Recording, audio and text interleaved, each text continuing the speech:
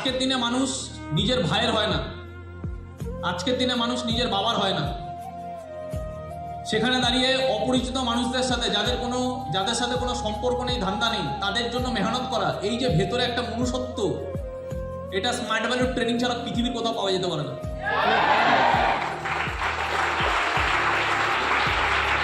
এটা ফ্যাক্ট, এটা ফ্যাক্ট। মানুষের জন্য মনুষ্যত্ব নেই মানুষের কাছে। আর স্মার্ট ভ্যালুতে এক একটা ছেলে মেয়ে যেই লেভেলে তৈরি হচ্ছে, এই যে মনুষ্যত্বটা তৈরি হচ্ছে, এটা হলো আমাদের আগামী দিনে ইন্ডিয়ার ফাউন্ডেশন। এটা হলো ইন্ডিয়ার ফাউন্ডেশন। কালকে যখন আমার সন্তান হবে, আমরা এখানে কালকে আগামী দিনে আরো বেশি লাইফটাকে ফরওয়ার্ড, আমাদের আগের দিকে যাবে। কালকে আমাদের সন্তান হবে, আমরা কেমন চাইবো আমাদের সন্তান কেমন হোক? আমাদের সন্তান কেমন হোক, কেমন চাইবো? স্বার্থপর না। তাহলে আমাদের সন্তানের মধ্যে মেন্টালিটি কি থাকবে? ছোট মানসিকতা না। কি চাইবো? সে রুড হোক না দয়ালু হোক? ইয়েস। তো যা যা গুণ একটা সন্তান বড় করার জন্য দরকার, এই প্রত্যেকটা গুণ পাওয়ার রাস্তা কোথায়? কোথাও নেই। কিছুদিন আগে আমি খবরে দেখছিলাম, একটা ইয়াং ছেলে আর ইয়াং মেয়ে, তাদের 18 বছর বয়স হবে না, 18-19 বছর বয়স হবে না। তাদের সম্পর্কটা তাদের মা মেনে নিতে পারেনি, মেনে নেওয়ারও কথা না, কেউই মেনে নেবে না। যাদের লাইফে কোনো উদ্দেশ্য নেই, কি করবে জানে না, তারা ছাপড়িগিরি করে বেড়াচ্ছে, লাইফে কোনো উদ্দেশ্যই নেই। তো তাদের মা বাবা মেনে নেয়নি। কি করেছে? ওই 19 বছরের মেয়েটা তার বয়ফ্রেন্ডের সাথে মিলে চক্রান্ত করে ঠান্ডা মাথায় তার মাকে মার্ডার করেছে। এবং যেই মার্ডারটা করেছে সেটা তার বাবার সামনে। আর তার বাবাকে ধমকি দিয়েছে, যদি মাকে মারতে পারি তোমাকে মারতে 2 মিনিট লাগবে না, এই ডেড বডিটা পোড়ানো অব্দি কোনো আওয়াজ বার করবে না। এবার কি মনে হয়, এই যে 18-19 বছরের ছেলেটার মেয়েটার, এটা একটা ঘটনা না, এটা ভারতবর্ষে ছড়িয়ে আছে এরকম ঘটনা, কোটি কোটি ঘটনা। সেই দিনকে আমরা যাচ্ছিলাম বাঁকুড়ায়, তো কম করে আমরা 7-8 জন ছিলাম, 7-8 জনের বেশি ছিলাম গাড়িতে।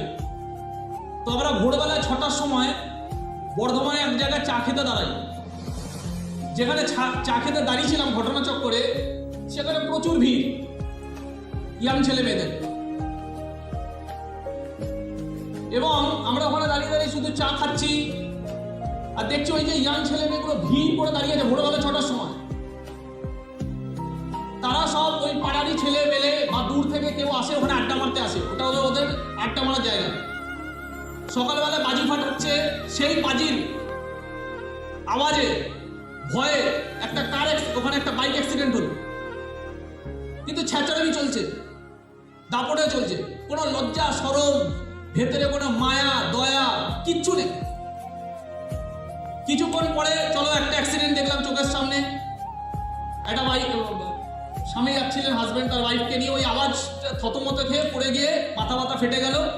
দেখলাম কারা করছে এগুলো? আমাদেরই মতো কোনো ইয়াং ছেলে মেয়ে ওখানে দাঁড়িয়ে দানবগিরি করছে, উৎপাত করছে। তার কিছুক্ষণ পরে, মানে জাস্ট ওখানে আমি আধা ঘন্টার বেশি দাঁড়াইনি, তাতে আমি কি দেখতে পাচ্ছি?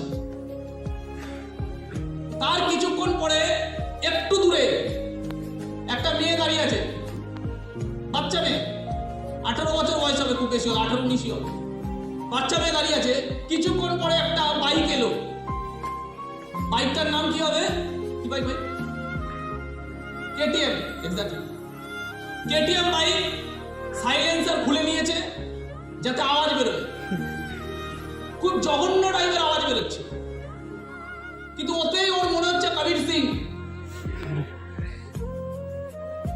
আমার ভাইদের থেকেও ছোট হবে, 20 বছর বয়স হবে। বাইকটা আওয়াজ করে নিয়ে এলো, মানে কানে লাগার আওয়াজ, কিন্তু ও ভাবছে ও বিরাট কিছু। বাইকটা আওয়াজ করে নিয়ে এসে দাঁড়িয়ে ওপেন, ওখানে সবার মাঝখানে কি কনফিডেন্স লেভেল, সবার মাঝখানে মোবাইলটাকে এইভাবে ছুঁড়ে মারলো মেয়েটার সামনে, ছুঁড়ে মেরে চিৎকার, কর ফোন করেছি।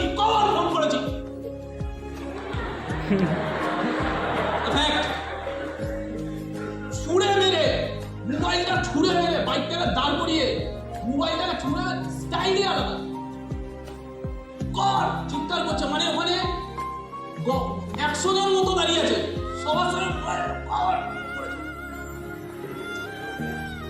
আমি তখন এদেরকে বললাম, ভাই কবির সিং এর এফেক্ট। কিসের এফেক্ট? কি মনে হচ্ছে সাইকোলজি কি? মানুষ কেমন তৈরি হবে? মানুষ তেমন তৈরি হবে যে তার মাইন্ডকে যেমন তৈরি করছে। কি মনে হয় ওই ছেলেটার সাবকনসিয়াস মাইন্ড কেমন ভাবে বিল্ড হচ্ছে? ওই 18-20 বছরের বাচ্চা ছেলেটার সাবকনসিয়াস মাইন্ড কি বিল্ড হচ্ছে? কটা কোটিপতির সাথে উঠে বসে আগামী দিনে কয়েকশো কোটি টাকা কামানোর স্বপ্ন নেই,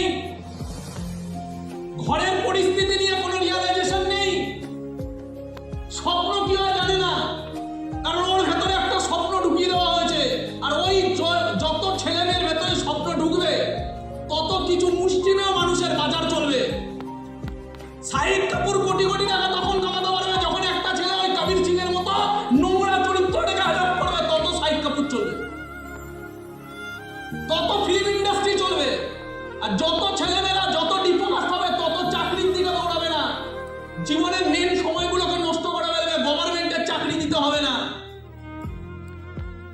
ইজ দ্যাট ক্লিয়ার? কথাটা বুঝতে পারছি হ্যাঁ কি না? গুলাম যত তৈরি হবে তত মালিকের পাওয়ার। ইংরেজরা ডিভাইড এন্ড রুল, ইংরেজরা কিছু এই ধরনের স্কিম মারিয়ে গেছিল। যত গুলাম তৈরি হবে, শিক্ষা সরিয়ে দাও, সভ্যতা সরিয়ে দাও, মাইন্ডসেট খারাপ করে দাও, খাবার দূষিত করে দাও, সব শেষ করে দাও, সারা ফিজিক্যালি, মেন্টালি, মোরালি, এথিক্যালি সব দিক থেকে গুলাম বানিয়ে দাও। উঠে দাঁড়িয়ে লড়ার শক্তি যেন না থাকে, উঠে দাঁড়িয়ে লড়তে হবে, ওই শক্তি যেন না থাকে, শরীরেও যেন না থাকে, মাইন্ডেও যেন না থাকে, উঠে দাঁড়িয়ে লড়ার শক্তি যেন না থাকে। এই 20 বছরের ছেলেটা যে নিজেকে কবির সিং ভাবছে আর ওইভাবে চিৎকার করছে, যখন ওইভাবে চিৎকার করছে তখন ওখানে আরো যে ইয়াং ছেলে মেয়েগুলো আছে ওদের কি অবস্থা হবে? ইগোতে লাগবে, কারণ সব কবির সিং। ওরা ভাবছে কে বে আমাদের এখানে এসে চিৎকার করছে কে? তো যখন ও চিৎকার করছে ওকে দেখে বাকি ছেলে মেয়েগুলোর ইগোতে লাগছে, ওরা ওকে দেখে হাসছে। যখন ওরা ওকে দেখে হাসছে তখন এই ছেলেটা বলছে হাসিস কেন? তখন এরা জ্ঞান বেরোচ্ছে, কি করছিস, কি বলছিস বোকা দাদা।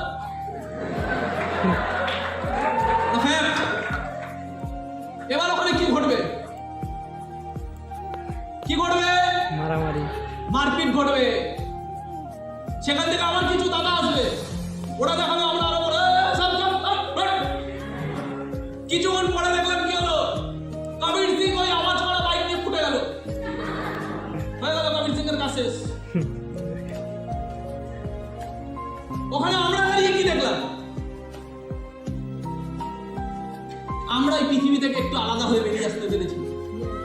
আমরা ওখানে দেখলাম প্রবলেম কি সোসাইটির, আমরা ওখানে দেখলাম মানুষ কিভাবে বড়বাদ হচ্ছে, আমরা ওখানে দেখলাম থ্যাঙ্ক গড আমরা এরকম না, আমরা ওখানে দেখলাম থ্যাঙ্ক গড আমরা কি কাজ করি সারা এই ছেলেমেয়েগুলোকে বদলানোর কাজ আমরা বলি।